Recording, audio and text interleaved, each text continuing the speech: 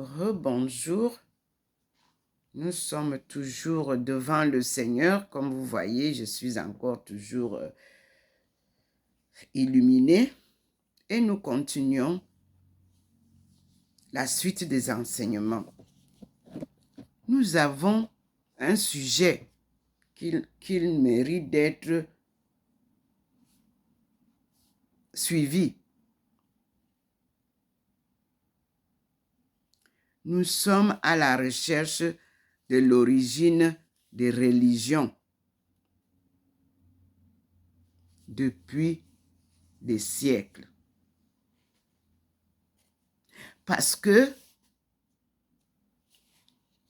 un peuple a disparu.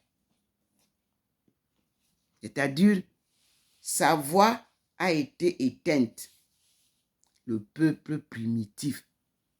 Parce qu'on ne saurait rechercher l'origine des religions sans donner la parole à ceux qui ont commencé, ou alors, disons, sans donner la parole à la création primitive. Les premiers habitants de notre paradis terrestre. Nous avons ici des études qui étaient faites en 1908. Ce qu'un catholique doit savoir est le titre du livre. Et à la page, nous voyons bien à la recherche des religions. Je tiens toujours à respecter l'heure, quelle que soit la vieillesse du livre.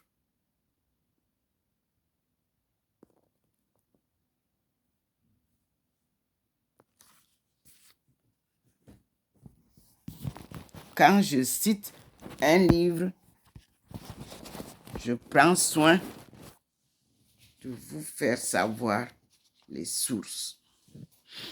Dans ce livre, L'origine des religions,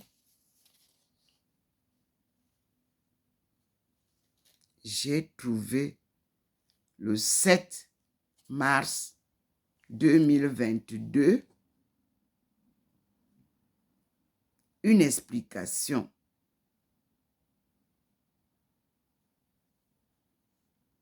Les principales phases de la vie. La naissance, l'adolescence, le mariage et la mort font l'objet de cérémonies spéciales qu'on a appelées rites de passage et qui sont fidèlement observés dans la sagesse traditionnelle africaine, au berceau de l'humanité.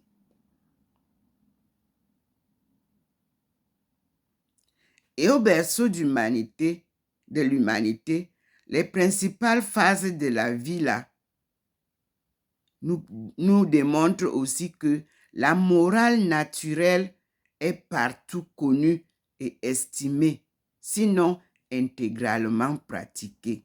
Et la morale purement religieuse comporte de nombreux interdits, les uns excellents, les autres indifférents, les autres ridicules. Quant au sentiment de la pudeur, il est général. Contemporain, peuple primitif,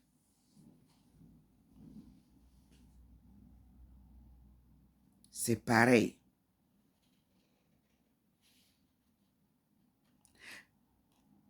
Le péché ou infraction consciente ou inconsciente à une prescription religieuse exige réparation et en certaines tribus comporte confession, absolution et pénitence.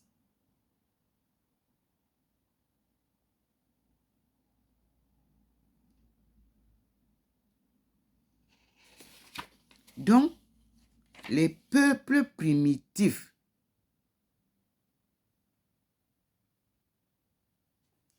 vivent depuis le début la foi en Dieu.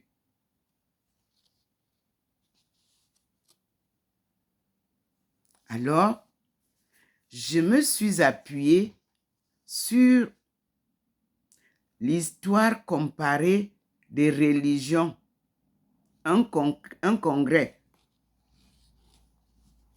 C'est là le spectacle que donne le congrès de l'histoire comparée des religions tenu à Oxford en 1908. Et l'un de ceux qui y prit part, un prêtre français, tué dans la Deuxième Guerre, du nom du père Frédéric Bouvier,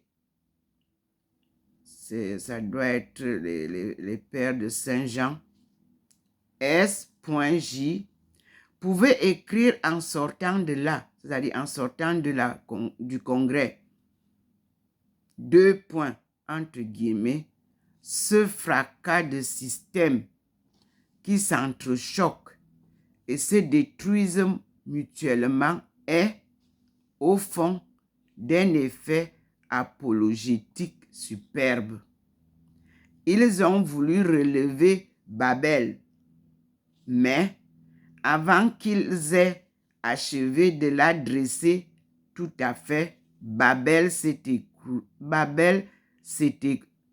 s'écroulera sur leur maisonnette d'un jour. Ce sont les études publiées le 5 décembre 1908. Cependant, plus loin, il est écrit: la clé du mystère nous avait été promise. Et la question est, qui nous l'apportera? Du fond des forêts de l'Afrique équatoriale, de l'Asie, de l'Océanie, timidement, quelques voix s'élèvent. 2 points. Ouvrez les guillemets. Des sauvages, des primitifs, en voici. Nous vivons au milieu d'eux. Nous parlerons leur langue. Nous avons leur confiance. Nous les instruisons et ils nous instruisent avec autant de sincérité et plus de compétences que beaucoup de voyageurs de passage, que beaucoup de savants d'Europe et d'Amérique. Nous pouvons apporter leur témoignage. Ce sont nos missionnaires qui demandent la parole. 2 points. Donnons-leur parole. Je reprends. Ce sont nos missionnaires qui demandent la parole. Donnons leur parole. Sans doute, les vrais primitifs, ce sont ces hommes préhistoriques dont on retrouve ici et là les restes misérables. Et encore combien de temps s'est écoulé entre la date de leur dispersion et celle de leur arrivée sur le point où ils sont tombés. Point d'exclamation. Or, tout ce qu'on peut savoir de leurs pratiques religieuses, c'est que ces premiers représentants de l'espèce humaine ensevelissaient leurs morts avec un soin pieux, ce qui paraît impliquer la croyance à une survie. Pour le reste, ce qu'ils nous laissent apercevoir ou conjecturer de leurs habitudes les rapproche singulièrement des hommes qui, comme nos négrilles ou pygmées d'Afrique, nos négritos d'Asie sont restés au premier stade de la civilisation humaine. Ne pouvant rien tirer de ces primitifs disparus, vous voulez qu'on interroge ceux qui restent pour trouver chez eux la clé de nos mystères? Question. Soit, interrogeons-les. Au préalable, cependant, une remarque s'impose. Nos adversaires, écartant l'idée de Dieu de leurs enquêtes et refusant a priori de voir apparaître son action et son nom à l'origine du phénomène religieux, se condamnent à diriger leurs recherches dans un sens tracé d'avance à qui lie leur liberté. Aucune position n'est plus anti-scientifique, car enfin, usant de l'hypothèse comme d'un procédé connu, il devrait tout au moins admettre comme possible l'existence et l'action de Dieu dans le monde. Cette hypothèse, après tout, n'est pas invraisemblable. Et peut-être dans les innombrables sentiers qui s'entrecroisent sous leurs pas, trouverait-il là le fil conducteur qui leur manque? Qu'on ne nous reproche pas, à nous d'être liés dans notre enquête par une préoccupation tout opposée. Sans doute, la révélation est pour nous un dogme. Mais ce dogme s'impose à notre foi par des raisons étrangères à l'histoire comparée des religions. Et en plus, il nous laisse toute liberté pour admettre que, en se dispersant dans le vaste monde qui s'ouvrait devant eux, les premiers groupements d'hommes ont pu, plus ou moins complètement, perdre de vue les données de la révélation primitive, qui ne furent rétablies que plus tard dans des familles privilégiées. Que s'il y a tant de similitudes entre les divers cultes, anciens et présents, c'est peut-être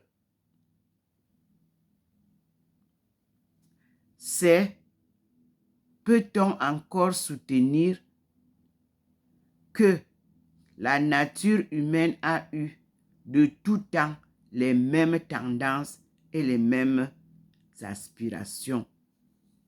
Notre foi de chrétien n'est donc pas ici en question et nous pouvons diriger notre enquête avec une entière liberté d'esprit. C'est un premier point qui n'est pas inutile de souligner.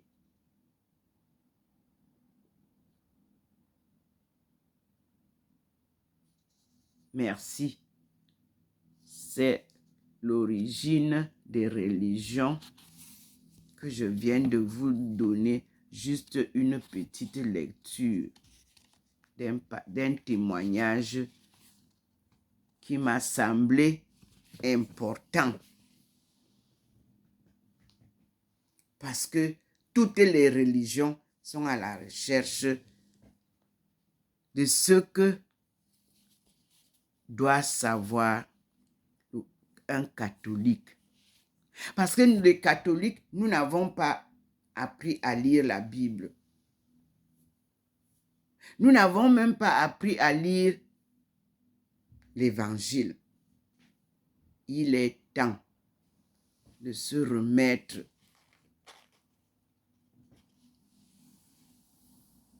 dans cette lecture pour comprendre notre relation très primitive avec Dieu.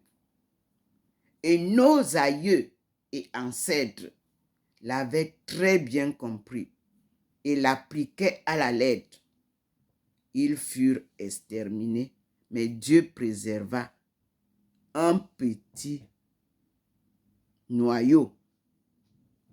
C'est pourquoi cet enseignement de la connaissance de Dieu, quoique timidement,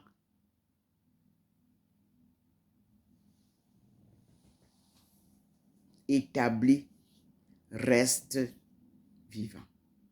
La parole de Dieu reste vivante. Et l'origine des religions aussi, bien consignée dans les livres appelés les livres saints, le Coran et la Bible sainte. Pas les simples Bibles, la Bible sainte. Et nous avons vu que The Lost Word n'est pas mort complètement. Parce que Dieu nous a montré hier que quand il a détruit le monde, le déluge, il a préservé toutes les espèces de sa créature divine dans un bateau qu'il a fait construire au seul homme qu'il a trouvé fidèle à lui, Noah. Et je vous annonce que Noah était albinos.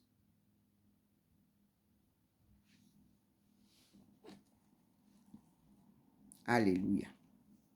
Nous passons actuellement à une autre vidéo. Si le Seigneur... Bon, il vient de clignoter. Je ne dois pas couper. Donc, maintenant, à l'origine des religions, cette face, the Holy Face, Dieu voyait nos ancêtres, nos aïeux, face à face, il communiquait avec eux.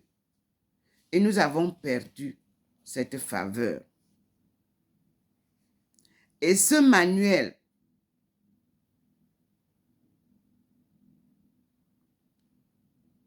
qui avait été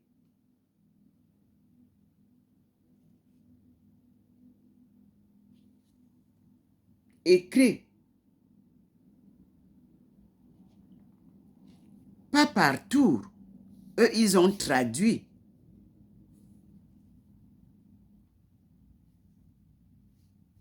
En 1888,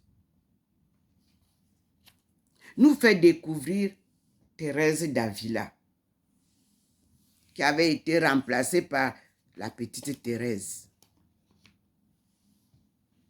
qui est venue à Tours. Et nous allons comprendre les erreurs humaines. Thérèse d'Avila et Thérèse de la Sainte Face. Nous allons découvrir en étudiant The Holy Face. Et nous allons aussi comprendre une erreur de le voile de Véronique. Le voile là, vraiment,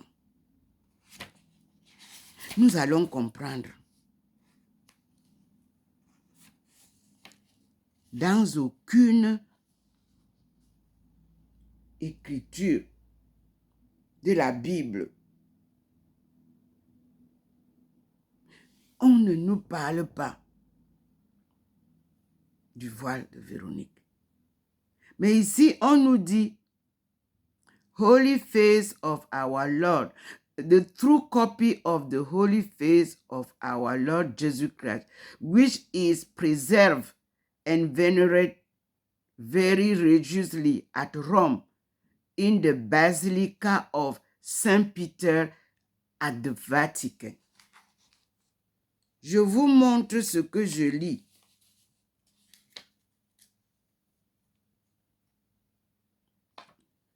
Ceux qui ont dit que c'est Véronique, moi je ne sais pas, je n'ai pas lu de Sainte Véronique sur mon passage. Donc, voici l'image que le Seigneur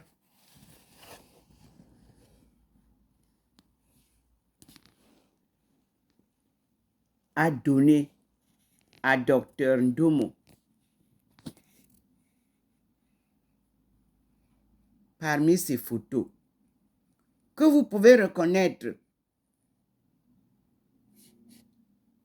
Et on dit que c'est la vraie copie qui est vénérée à Rome. Mes frères et sœurs, je mets bien ça pour que vous voyez. Voilà ça.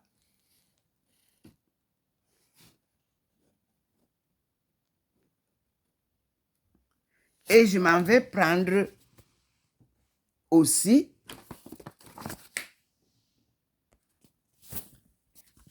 cette photo que Jésus a fait glisser dans les photos que j'avais prises à Paray-le-Monial.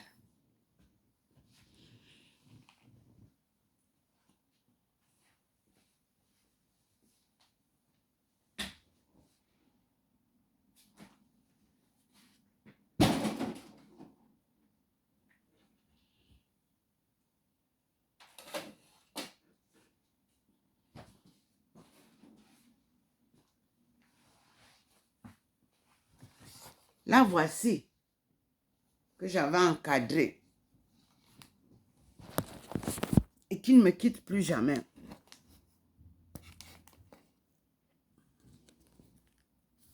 Et que je vous montre. La voici. Cette photo, je ne l'avais pas prise.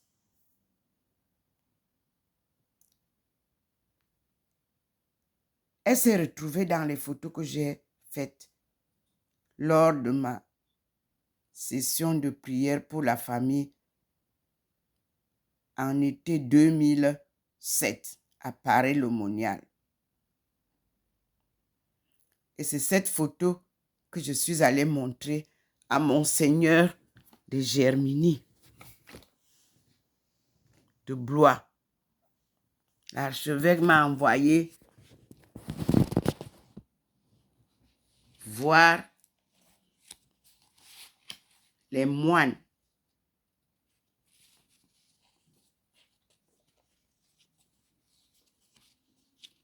de Tours.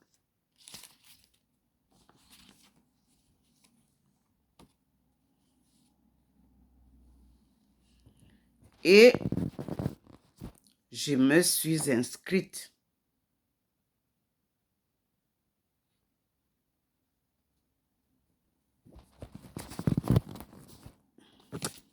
à cette archiconfrérie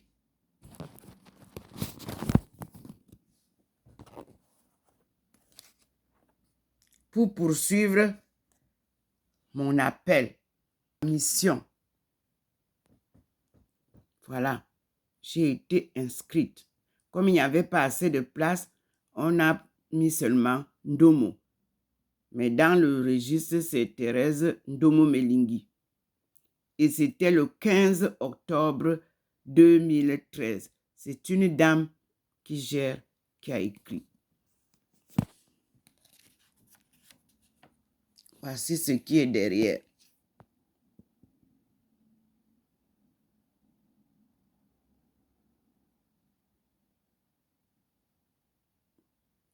Voilà. Et au fur et à mesure que j'y allais,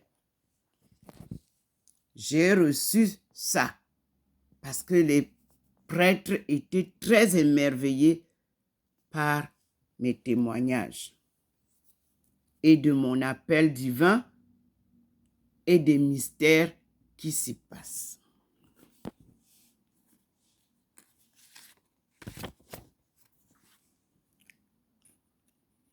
J'ai reçu ça. Seigneur, fais luire ta face et nous serons sauvés. Et vous avez le psaume 79 qui nous a été enseigné par Dieu lui-même cette semaine.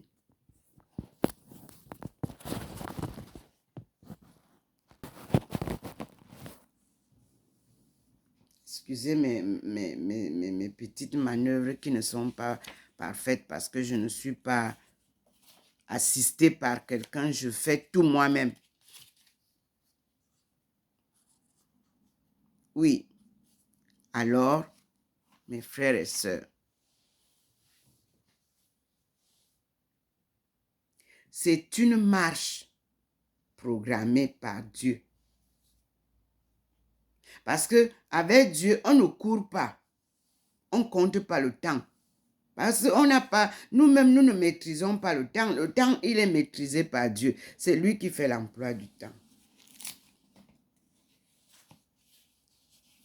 Pour comprendre nos erreurs, il nous faut aller à la recherche de l'origine des religions. Parce que c'est l'archevêque, Monseigneur A. Le Roi, supérieur général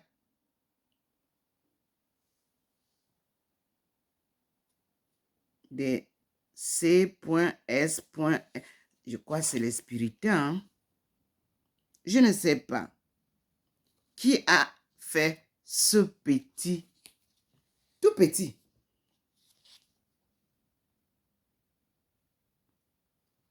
Et que j'ai gardé soigneusement. Parce qu'il y avait un point qui m'a intéressé. Ce qu'un catholique doit savoir.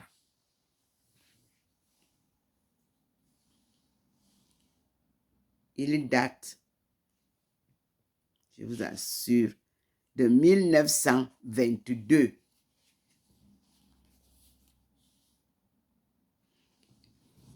Et je lis ce qu'il a dit. Ce qu'un catholique doit savoir se propose d'être une série de tracts sur toutes les matières qui font partie de l'enseignement catholique. Ces publications auront donc pour objet le dogme, la morale, l'ascétisme, l'apologétique, l'écriture sainte, merci Seigneur, la liturgie, l'histoire ecclésiastique et toutes les questions qui, directement ou indirectement, se rattachent à cet enseignement. Dieu vient nous donner un enseignement qui nous ramène aux origines, qui nous ramène en 1922. Qu'est-ce qu'ils disent? 1922. Ces études seront rédigées avec simplicité et clarté. On y évitera les termes purement techniques ou trop abstraits. Mais parce qu'elles sont courtes, elles auront une allure didactique. Elles ne seront pas des articles d'érudition. Cependant, elles donnent des références sobres, très pratiques, qui permettent au lecteur, s'il le désire, de faire sur ce sujet une étude plus approfondie. Ces publications ne s'adressent ni aux foules, ni aux spécialistes. Elles visent soit les ecclésiastiques et plus particulièrement les directeurs des cercles d'études, soit les laïcs instruits qui désirent connaître sur un chemin déterminer le véritable enseignement de l'Église.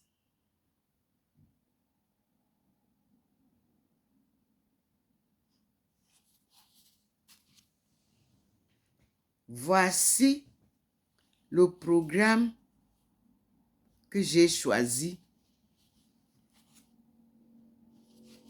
avec l'aide de Dieu. Inspiration. Ce sont des livres que la communauté Saint-Esprit s'est débarrassée, jetait. Et ils m'ont donné quelques livres. J'étais loin. J'en aurais pris beaucoup. Mais moi, je pars du Haut-Rhin pour le Bas-Rhin aux réunions des journées d'études. Je le faisais presque chaque mois. Mais Covid est venu stopper tout. Mais j'ai gardé mes liens avec les pères de Saint-Esprit. Parce que avec eux, j'ai un très beau souvenir de notre rencontre. J'ai retrouvé le lieu où se passaient les enseignements de la sténographie que j'ai apprise. Procédé Prévost. 2, j'ai retrouvé l'école des missions où tout ceci probablement se rédigeait. Je ne sais pas. 3, ils m'ont accueilli avec le corps de ma fille qui repose à Singrist.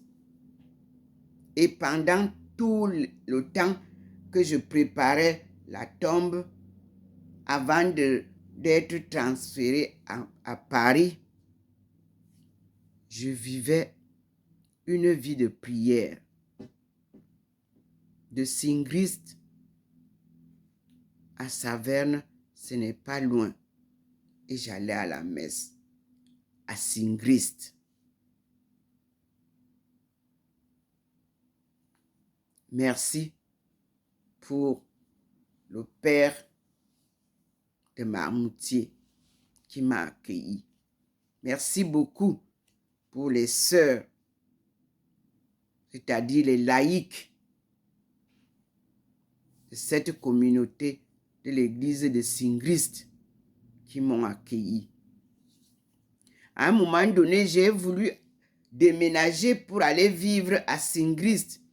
Mais malheureusement, c'était un village, il n'y avait pas assez de logements ni de bâtiments pour que je m'y installe. J'y serai actuellement à côté de la tombe de ma fille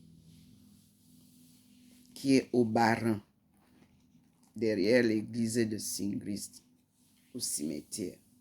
Tous mes 2 enfants reposent dans des milieux religieux. Le garçon est dans le cimetière des musulmans à Beijing, un très grand cimetière entretenu par plus de 200 personnes, nuit et jour. Singrist est un petit cimetière derrière l'église de Singrist. Là encore, j'ai eu des sœurs de cœur. Étant donné que je partais enseigner en Guyane, ce sont ces sœurs qui entretiennent la tombe de ma fille. Sœur fraternelle, pas sœur religieuse. Celle qui entretenait même, elle est morte il y a, je crois, 3 ans. Et je pleure sa mort. J'ai voulu même déménager pour que moi aussi je m'occupe, comme elle s'occupait de la tombe de ma fille, de leur tombe. Mais l'homme propose, Dieu dispose. Dieu avait choisi cet endroit où je suis aujourd'hui. J'ai été accueillie par les religieuses de Renaker à chaque fois que je partais célébrer la disparition des personnes qui sont mortes au tsunami de 2004.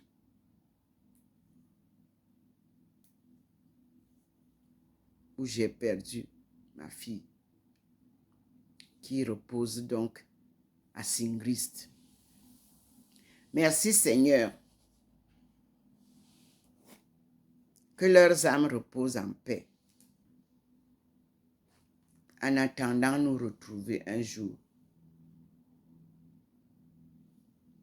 Que Dieu vous bénisse, mes frères et sœurs. Qu'il nous donne ce cœur converti que Dieu nous demande pour que nous puissions vivre en paix, en stoppant toutes les guerres qui déciment l'Afrique. Vous ne pourrez plus exploiter l'Afrique, dit le Seigneur. Il avait mis 7 siècles. Les 7 siècles sont arrivés à terme.